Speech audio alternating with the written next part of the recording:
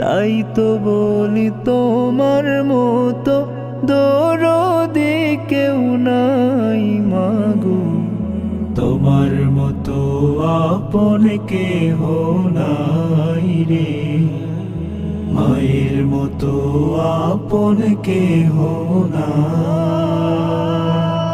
মা জননী নাই রে যাহার, ত্রিভুবনে তাহার কেহই নাই রে, মায়ের মতো আপন কেহ নাই রে, মায়ের মতো আপন কেহ নাই, মায়ের মতো আপন কেহ নাই রে, মায়ের মতো আপন কেহ নাই।